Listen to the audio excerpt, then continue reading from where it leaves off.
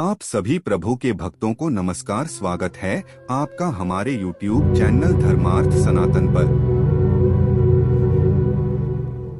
विद्येश्वर संहिता पहला अध्याय।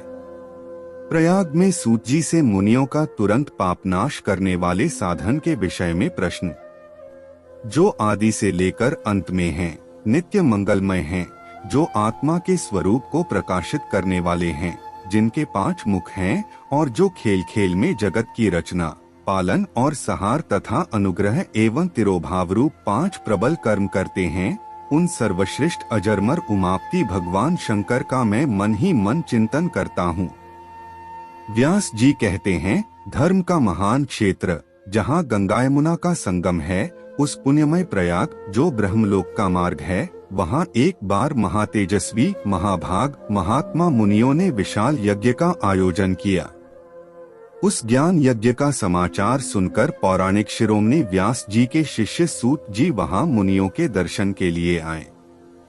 सूत जी का सभी मुनियों ने विधिवत स्वागत व सत्कार किया तथा उनकी स्तुति करते हुए हाथ जोड़कर उनसे कहा, हे सर्वज्ञ विद्वान रोमहर्षण जी, आप बड़े भाग्यशाली हैं।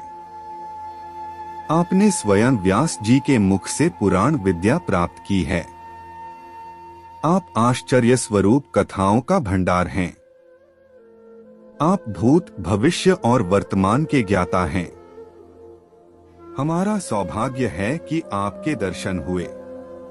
आपका यहाँ आना निरर्थक नहीं हो सकता। आप कल्याणकारी हैं। उत्तम बुद्धि वाले सूत जी, यदि आपका अनुग्रह हो तो गोपनीय होने पर भी आप शुभाशुभ तत्व का वर्णन करें, जिससे हमारी तृप्ति नहीं होती और उसे सुनने की हमारी इच्छा ऐसे ही रहती है। कृपा कर उस विषय का वर्णन करें। घोर कलियुग आने पर मनुष्य पुण्य कर्म से दूर होकर दुराचार में फंस जाएंगे, दूसरों की बुराई करेंगे, पराई स्त्रियों के प्रति आसक्त होंगे, हिंसा करेंगे, मूर्ख, नास्तिक और पशु बुद्धि हो जाएंगे। सूत जी, कलियुग में वेद प्रतिपादित वर्ण आश्रम व्यवस्था नष्ट हो जाएगी। प्रत्येक वर्ण और आश्रम में रहने वाले अपने अपने धर्मों के आचरण का परित्याग कर विपरीत आचरण करने में सुख प्राप्त करेंगे। इस सामाजिक वर्ण संकरता से लोगों का पतन होगा। परिवार टूट जाएंगे, समाज बिखर जाएगा। प्राकृतिक आपदाओं से जगह जगह लोगों की मृत्यु होगी।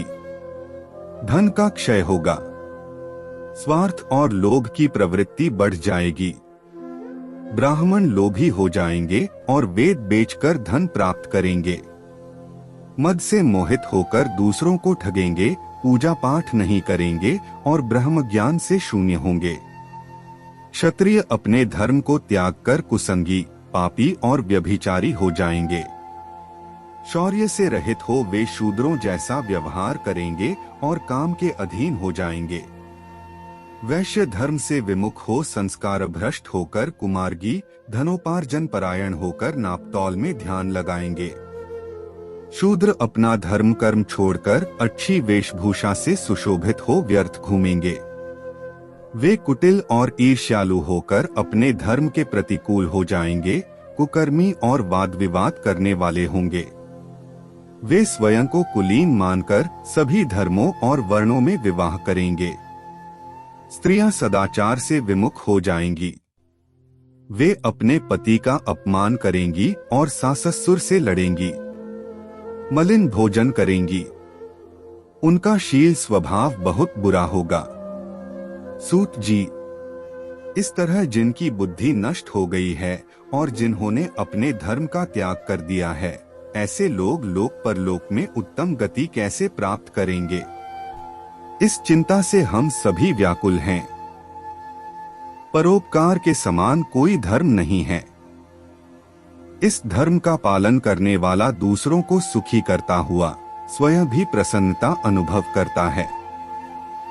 यह भावना यदि निष्काम हो तो कर्ता का हृदय शुद्ध करते हुए उसे परमति प्रदान करती है। हे महामुने, आप समस्त सिद्धांतों के ज्ञाता हैं। कृपा कर कोई ऐसा उपाय बताइए जिससे इन सबके पापों का तत्काल नाश हो जाए। आपको हमारी बताई गई जानकारी कैसी लगी कमेंट्स में जरूर बताएं और आगे भी ऐसी रोचक और धार्मिक जानकारी के लिए चैनल को सब्सक्राइब करें। धन्यवाद। जय श्री राम।